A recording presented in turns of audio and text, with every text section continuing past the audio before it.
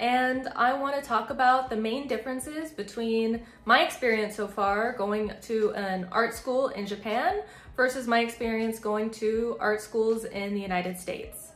So first, I want to explain what kind of art school I'm going to in Japan. I'm going to a専門学校, which is literally translated as a specialty school, but you can also think of it as like a school where you learn a specific skill, like a vocational school or trade school. So the one I'm attending, I'm currently focusing on illustration. So my experience in the United States is I went to a public art high school. I also took mini art classes at my local community college, and I ultimately graduated from a 4-year art college with a bachelor's in fine arts with studying illustration. And here I've only been studying 1 semester so far at this専門学校, but even so, I still want to talk about like some differences that I've noticed. Obviously there's tons of differences, but I'm going to just focus on 3 main things that I've noticed so far. First, at my art school in Japan, there's sort of this feeling of formality in the classroom between the teachers and students. But then on the other hand, the classroom atmosphere is pretty relaxed and it is pretty chill. Whereas my experience in the United States, there is a lack of formality between the teachers and the students, but the class atmosphere can be pretty intense and competitive and serious sometimes. So first, the teacher usually walks in and he or she will say giritsu, which means stand up, and we will all stand up, and then the teacher will say ohayo gozaimasu, which means good morning, and then bow. And then we say ohayo gozaimasu, and then we bow. And then the teacher will go chakuseki, which means sit down. And then we'll all sit down. He or she will go through roll and call everybody by their last name with the prefix san attached, which just means a more formal way of calling you. For the foreign students, he generally or she generally calls us by our first name. So I'm Hana-san. We do this at the end of class as well. He or she will go, jugyo soro warimasu, which means class is about to end. Giritsu, and we stand up again. We say otsukare-sama desu or otsukare-sama deshita, which just means like good job or hard work, well done kind of thing. And then we do the same thing and bow. So one class, I wasn't that familiar early on with the word giritsu. It's a more formal word for stand up. And I was just spacing out, doing my work, focusing on my project, and the teacher was staring at me and I noticed that everybody was standing up. So I hurriedly stood up and the teacher just sort of said in English, but with Japanese accent, Japanese style is what he said. And I realized he was joking, but it was still important to him that I stood up and that we did the bow together. So obviously in the United States, I've never had an experience where we bowed or greeted in the beginning of class. Not in high school, not in community college, not in regular college. Also, besides high school, I always called them by their first names, whereas obviously in Japan, they're always called teacher or sensei, or maybe their last name plus sensei, but we're definitely not calling them by their first names. Because of this formality in the beginning of class, I was sort of afraid that it would be a much more strict and serious environment, especially when it came to assignments and critiquing our work. And I thought there might be like a really high standard. However, once all of the formality is done and we've bowed and sat back down, any feeling of seriousness, that I feel at least, pretty much evaporates. The teacher will pretty casually explain what we're doing for the day. They will hand out some worksheets, and then we pretty much just get started on doing the work by ourselves. And the teacher will sit at the front of their desk doing their own project, or maybe if a student has a question, coming up and asking questions throughout the class. But for the most part, sometimes the teacher just leaves. They go do their own thing while we're supposedly supposed to be doing our work. But I'll have students, or I'll see students, they're not my students, I'll see students just straight up like head on the desk, just like conked, just totally sleeping, which really shocked me, frankly. And I will see students, on their phone doing whatever they want, or chatting really quite loudly during class. There was one time the teacher was like, yeah, you can talk, but like bring it down a notch. But at Art Center, that would have never gotten, nobody would have gotten away with that. I even noticed like one day we had a student who fell asleep and he was snoring, and it was pretty loud. I could hear it in front of the class and he was in the back of the class, but our teacher just totally ignored it. I kept looking at him like, hey, do you see this? But he just kept doing his project and did not seem to care or hear it. I'm not quite sure.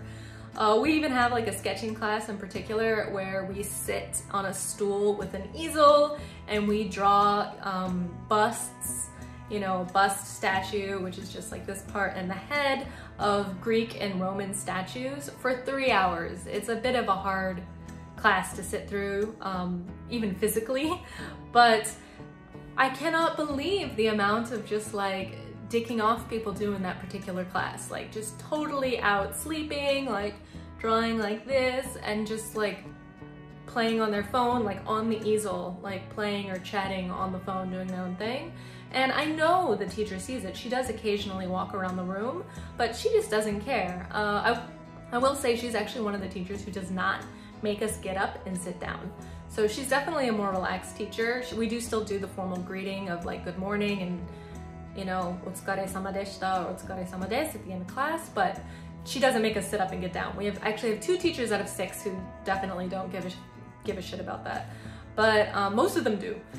Again, some teachers do care about the sleeping. 2 out of 6 care. 1 will just be kind of like, hey, like wake up, and then the other one will get a little cross. But in high school, obviously teachers would get really angry. I had one teacher where a student fell asleep in our art class, and he took a huge book and just slammed it on the desk the student was sleeping on.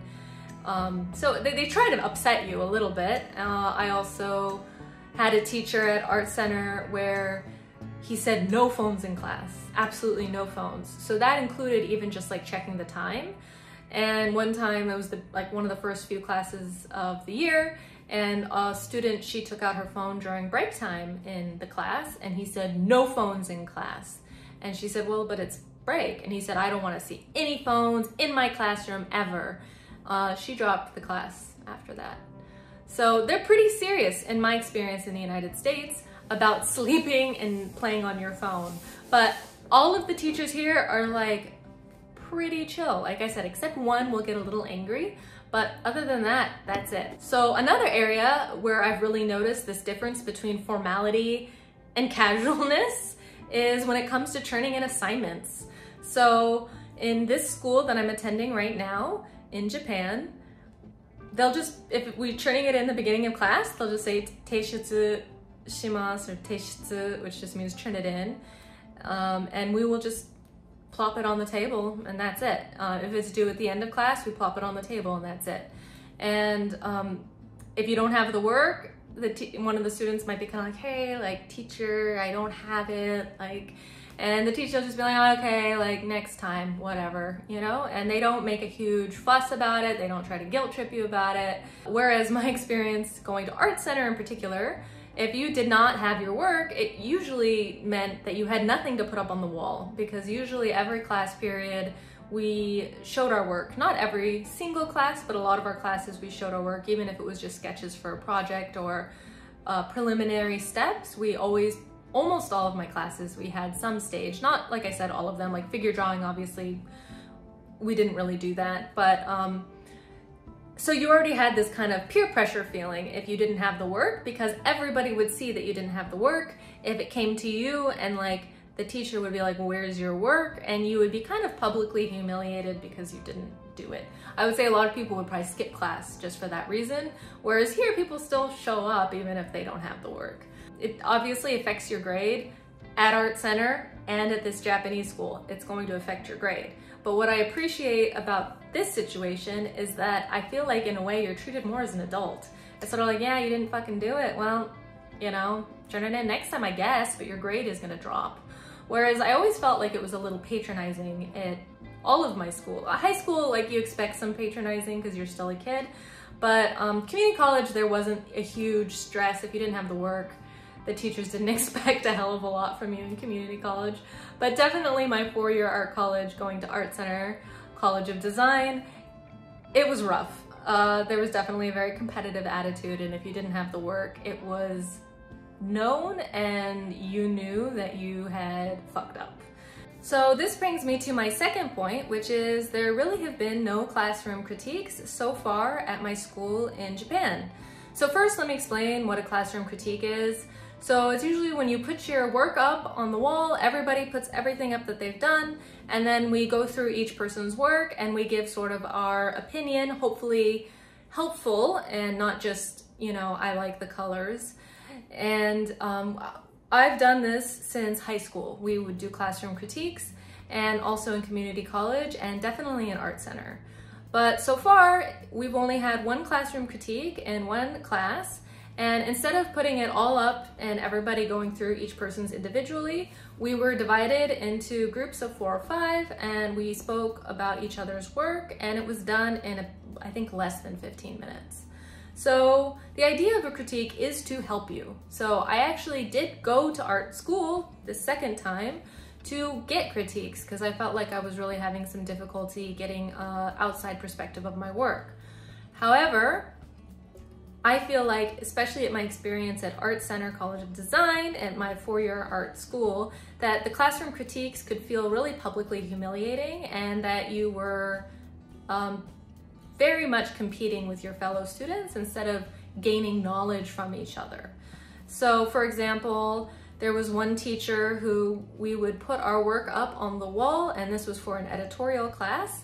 So oftentimes the subject matter was, you know, usually kind of what you could choose, and the medium could sometimes also be what you could choose. Not always, sometimes it was only line work, but the point is, we'd put them on the wall, go to the back of the class, and the teacher would say, choose like 3 of the best works, and we would only critique those 3 works. And the idea was that you would gain the knowledge from these more successful students and then be able to apply them to your work. And I think that could theoretically work in a class where we were learning more of a specific skill, like, you know, portraiture or something, or maybe perspective.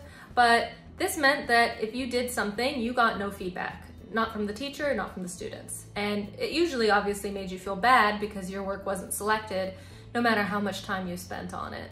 So that was definitely a very disheartening experience that I felt at Art Center. And I also would say another disadvantage of the critique was that they would take sometimes the entire class period. We would maybe spend 2 hours really going through everybody's work, and then the teacher would explain what we were gonna do for the following class, and then we would do all of the classwork at home. And then you'd come back for the next week, we do the critique, and you'd find out you totally fucked up. And it was very disheartening because then you had a whole other week where you had to basically do 2 weeks of homework because you maybe misunderstood something, or you didn't work as hard as the other students and you feel like you have to work harder because they work more than you. So it was very frustrating when that would happen. Because we don't have the classroom critiques, we have the entire class time to actually work on the project. So that's been really great because I could make a sketch and I work pretty quickly compared to the other students. I think I'm older, I've been doing this for a long time, and they're kind of chit-chatting and playing, and I don't want to do this as homework, and I want the opinion from the teacher. So I'll do a sketch really quickly, I'll go up to the teacher and I'll be like, am I on the right path? And they'll either say yes or no, give me their opinion, and then I change it for a little bit based on what they told me. I go back, they say yes, and then I can actually start on the final piece in class. What a concept. And I feel like this has been especially useful most recently in one class where we are currently designing a calendar, only the 4 seasons, and I have 3 sketches that I already did previously that I felt like could fit into the 4 seasons. So I had winter, fall, and spring already finished, and my theme is sort of these Japanese girls, like they're tiny, and so there's like ginkgo leaves and they're holding them as fans, and there's, you know, cherry blossoms and they're like putting them on their head. So it's related to Japanese culture, and they're wearing kimono. And then I needed to make a new sketch for summer, and so I wasn't sure what to do. And I drew a small girl in a yukata, which is like a summer kimono, on a lily pad, sort of like reaching her hand out to a koi fish. And I wasn't totally sold on the sketch myself, mostly because I thought the koi fish looked like a little too cartoony for me. But I went up to the teacher to get his opinion, and instead of criticizing that aspect of the sketch, he just sort of said, this doesn't really feel like summer to me. And he said, you know, for Hana-san's no imeji, it's okay. So for Hannah's, like, your point of view, it's okay because you're not Japanese, but like when we think of, you know, summer in Japan, we don't think of these hazy clouds that I drew. I drew sort of hazy, thin clouds that I see in LA. And he said, so we don't think of these, we think of big fluffy clouds. And then he said, also, we don't really think of like ponds and like lotus flowers. We think more of like the ocean. And then he kept thinking and he said like, or fireworks. And I was like, great, I'll change it. And he seemed to feel kind of bad, like, oh, you don't have to, or, you know, it's okay if it's your point of view, but it just doesn't quite work. And I was like, no, I'm so happy. I definitely want to change it. So during that class period, I drew some thumbnails and I chose a few, and I started working on the painting for one of the successful ones that he wanted me to start on. And I already have ideas now to show him for next week. So I really much prefer this system. I do think it will be helpful at one point to start doing more classroom critiques so that I can see some of my classmates' work, because I am curious. But I really liked the smaller group system, and I think it builds a much greater sense of camaraderie and lifting each other up rather than this sense of constant competition that I often felt in art school, where I felt like, you know, we were always trying to do more than the other person, better than the other person, who was staying up later, who was spending their whole weekend on it.